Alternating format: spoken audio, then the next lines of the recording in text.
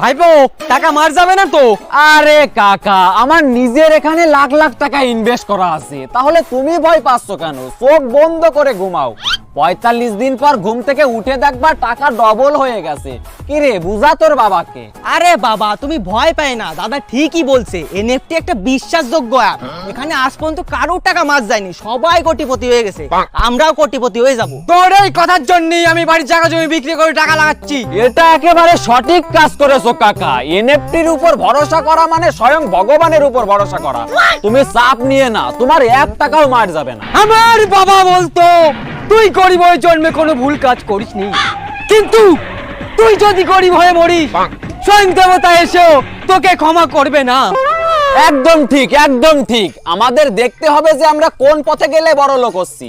যেমন এনএফটি আমাদের না চাইতেই বড় লোক করে দিচ্ছে। তাছাড়া ছোটবেলায় একটা সাধু বাবা আমাকে বলেছে,